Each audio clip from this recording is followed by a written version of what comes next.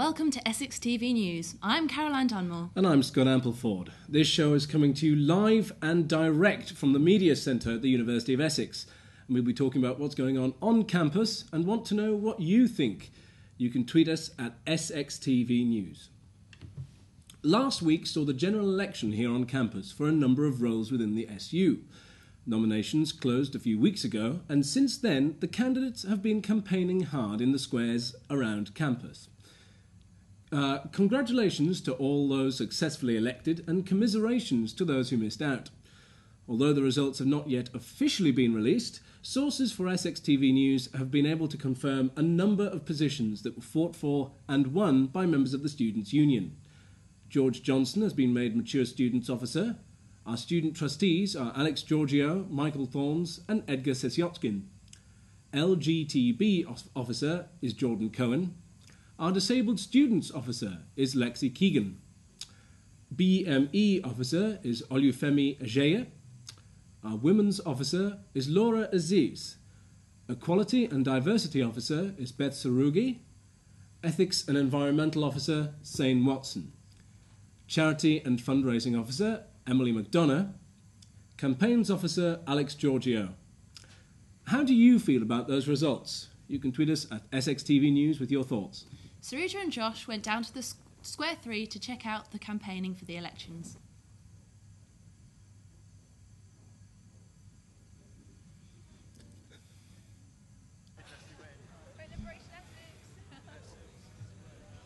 So we've got another candidate here. Could you tell us what you're running for? I'm running for Campaigns Officer and Trustee. Which slate are you running for? I'm running on Fight Back. And do you want to tell us a little bit about Fight Back? Okay, Fight Back is a slate comprised of different activists across campus. Like, we've been involved in fighting back against course cuts, tuition fee rises, any sexist behaviour, any racist, any oppressive behaviour on campus. And what position are you running for? I'm running for Charity and Fundraising Officer. Who have we got here? I'm Jenny, I'm the HR Manager for the Students' Union. Okay, hiya Jenny. We're from SXTV. So why do you think it's very important to vote? I just think that it's vital for students to have a say in the Students' Union. Yeah. The union is there to support them, it's there to provide them with access to so many different facilities, and this is their opportunity to actually have a say in what happens and who leads those campaigns and things for them, so it's just really important that they do get involved. Okay, I mean, I think a lot of students feel that the main elections are over now, so would you say that this is just as important, or, you know, is it okay if you don't vote in this one? Or? No, I would say that it's just important. These are all of the committees that feed into what the sabbatical officers do. So if we don't have these committees filled, the sabbatical officers cannot run everything for themselves. There's just 7 of them, you know, running a service for 11,000 students. So we need to have those committee posts filled so that the sabbatical officers can do a good job. Have you voted? Of course. Is that the question? Yeah. Have you voted? Yes, I have indeed. Have you voted? I have. Have you voted? Yep, I did. I thought a lot of people were going to say no. We just wanted to ask you one question. Have you voted? Yeah, I voted. yeah, I did. Have you voted? I just did. I literally just did it. Swash, have you voted? Swoosh, have you voted? We've got DJ Swoosh, is it? Yeah, okay, I can't say that properly. Yeah, okay, have you voted? Yeah, I have. Cool, so who we got here? Emma Freeman. And Mike Gilbert. Okay, could you tell us a little bit more about your policies? I'm running for Women's Committee and the Disabled Students Committee. For disabled students, I want to raise awareness of the invisible disabilities, not just the visible ones. What about you? My name's Mike Gilbert, I'm running for General Rep and Campaigns Committee. One of our state's major policies, which is quite interesting, is something called a book bursary. At a lot of the universities, they have a grant for each student at the start of each year to go towards textbooks and reading supplies. And I think this would be a great thing at our university because each student has to spend hundreds of pounds each year on books, and for a lot of people it just isn't possible. Okay, we've got Nathan Bolton here, who's the president of the SU. Apparently. So, what could you tell us? What's been going on today and over the last week?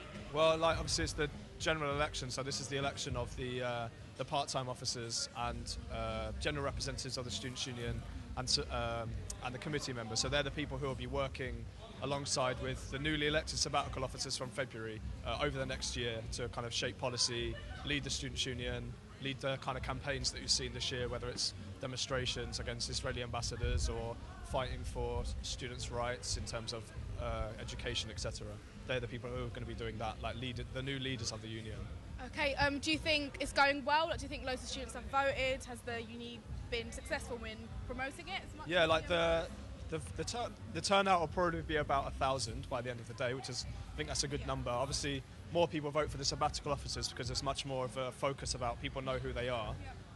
But I think 1,000 students turning out to vote is a good thing. It could always be more, and hopefully we can build on this year and get an even bigger turnout next year. Thank you, Sarita and Josh. And now over to Tom with the sports. Thanks, guys. Tom Phillips, your sports correspondent. The sports headlines are: last week, Essex finest sportsmen and women went over to UEA where they went to play for the highly anticipated Derby Day. Over 600 competitors represented the Blades for their respective sports despite treacherous weather conditions and last-minute adjustments and cancellations. The highlights of the day included the Essex handball team, where they won 50-14 against our arch rivals, the men's lacrosse, who also won in a convincing victory, and also, most notably, were the Essex Flames, the cheerleaders, where they won in superb fashion and style with their display against the UEA Angels at the Gymnastics Centre. However, despite these successes, UEA unfortunately went on to win the Derby Day Cup, but rest assured the Blades were more than hungry to win that title back.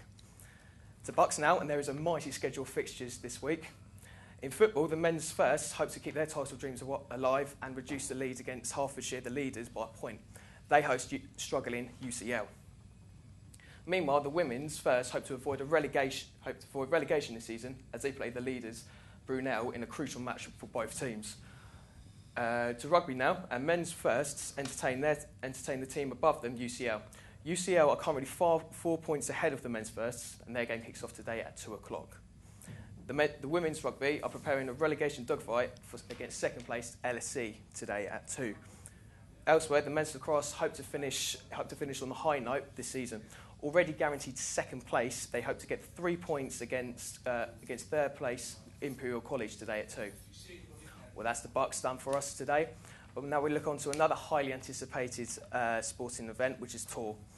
Various sports for the Blades are going over to either Salou in Spain, Croatia or Italy, where they will play against various other universities. So good luck to them and have fun also. Well, that's the sports for us done today. Make sure you follow us at SXTV Sport. And if you have any other sporting events, make sure you contact me. Thank you very much. See you at Sports Fed. Back to you guys. Last week, the government performed a U-turn on raising the minimum price of alcohol to 45p per unit.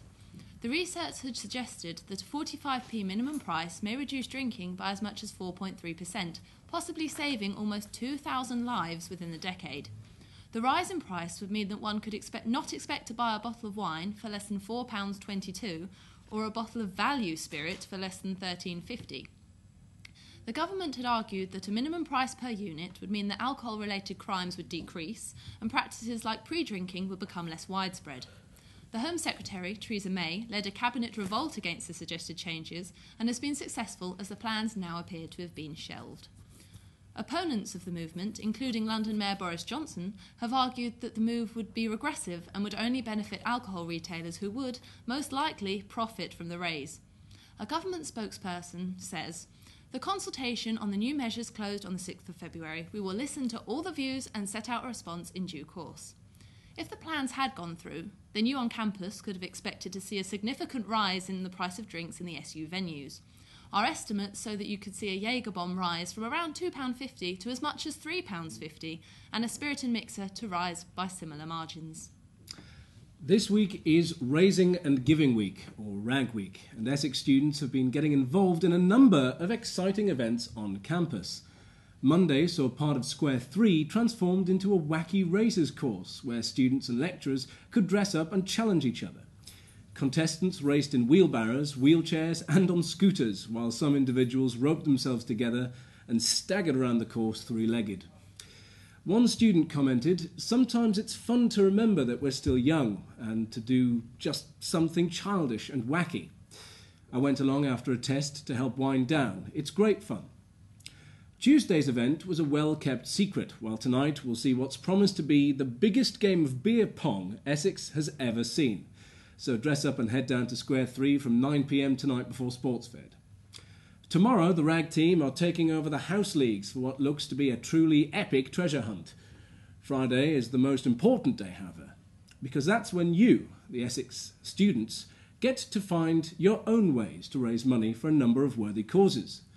So why not treat us with your fundraising plans at SXTV News? All of this is in aid of a number of local and national causes that are all in need of your support. Money will be going to Comic Relief and CARA, which is a local centre for action on rape and abuse, which assists women as well as men under 19, as well as a number of other worthy causes. Martin, and I'm here today on Square 3 getting some coverage on Rag Week, which is here at the uni this week. I'm here with Michael Thorns, the Charities and Fundraising Officer, to ask a few questions about Rag Week. So, what's Rag Week about? Well, Rag Week's a huge week. We raise a lot of money and we give it. We've got a couple of charities. We've got range actually. So Rag Week, massive event, week-long event, basically raising money for charities. We've got a lot of things on. Today's actually You've Been Ragged, which is us sticking stickers on people, ninja style, to make sure they don't notice until they get home. Bit of an awareness event, and yeah.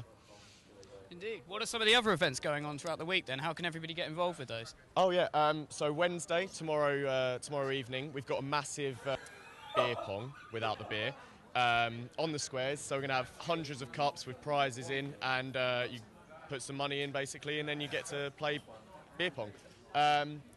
Thursday we've got a big sort of treasure hunt style event. So obviously again, it's sort of a turn up on the day, Square 3 event. You turn up, give some money, and then you go on a little sort of Easter egg hunt with prizes to be won. Sounds good. And we already had wacky races yesterday on the squares. You might have seen that. We had a range of wacky transport, and people donated money to them race against their friends. So the idea is it's supposed to be fun and getting people involved that way? Yeah, I mean, we sort of took inspiration from Loughborough, which has a really sort of massive Rag Week. We just really wanted to get people involved with fun events that also raise money for charity and obviously go towards a really good cause. Mm-hmm. What are some of the charities that we're going to be raising money for then over the course of the week? Right, so we've got CARA, which is a women's refuge charity. Thank you for your time, and thank you for tuning in as well. That's okay, mate. No worries, it's been brilliant. And finally, members of the campus radio station Red Radio took part in a spring clean in order to make the studio habitable by humans once again. The clean included sticking CDs, vinyl and other aspects of music paraphernalia to the walls. One DJ on the new decor exclaimed, "We really like it. We discussed it at length on air. I think the improved surroundings improved our show." However, reports as early as 2 days later suggested that most of the new decorations had succumbed to gravity. When asked to comment, Assistant Manager Oliver Morris said, "There is beauty in fragility." If you have any idea what he means by that, give us a tweet at SXTV News to let us know.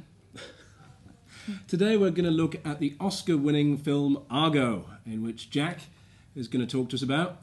If you agree or disagree with anything that he says, let us know at SXTV News. Jack? Cheers, Scott. Argo, directed by and starring former Daredevil Ben Affleck, is a tense political thriller set at the backdrop of a 1979 Iranian hostage crisis, when the US Embassy in Iran was stormed by protesters under the new Ayatollah regime. The protesters took everyone hostage, but 6 US officials luckily managed to escape to the Canadian Embassy while they waited for extraction. Ben Affleck plays Tony Mendez, a CIA agent who is tasked with extracting them quietly without Iranian suspicion. To do this, he casts them as a Canadian film crew scouting for a fantasy film called Argo, and he has to escape them with fake passports and such. The film, quite simply, is fantastic. While, in my opinion, Django Unchained deserved to win the Oscar more, Argo certainly deserved its nomination. The film's cast was fantastic. Ben Affleck was a reliable lead as Tony Mendez, while the underrated Rory Cochrane was fantastic as the hostage Lee Schultz. Breaking Bad star Bryan Cranston, who was famous for playing Walter White in said Breaking Bad, was fantastic as the CIA paternal supervisor. But the real stars of the film, though, were John Goodman and the Oscar-nominated Alan Arkin, who played members of Hollywood. John Goodman as Hollywood makeup artist John Chambers was quite simply fantastic and oozed with charisma and criticisms of Hollywood. And delivering such memorable lines as anyone could be a director in Hollywood, even a primate could be a director. Well, Alan Arkin stole every scene he was in and deserved his nomination. The film was incredibly tense as well. Even though the viewers will know the outcome of the CIA operation, the film is brutally tense as well. The opening sequence mixes real footage with minimal dialogue from the actors to deliver a painstakingly tense film. But the film was not without its criticisms. The film, it takes 15 minutes to Ben Affleck to actually get to Iran. At this point, I felt frustrated and found myself yelling at the camera, OK, this is very interesting, but just get to Iran. While also the film over-exaggerates the role the CIA played. In reality, the Canadians and even the British were involved a lot more, but the film, understandably, has to make the CIA the focus to make the film the tense thriller that it was. Argo is not a triumph in cinema, not only in cinema, but in showing the power of cinema in society. Thank you. I'm Jack Fryer, and tweet us at SXTV News if you want to challenge my opinion. Back to you, Scott. Ending tonight's show is a dance-off that happened in Square 3 last Friday in aid of Unity Week. Here are some of the best bits. Enjoy. Tempo has reached critical level. Tempo has reached critical level.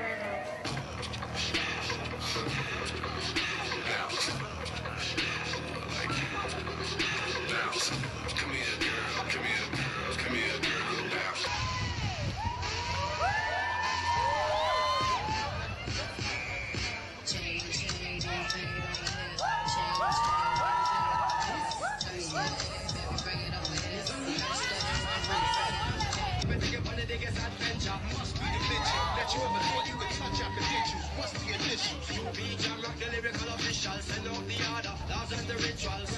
Say prayers, paint mirrors, it is truth, we big news, we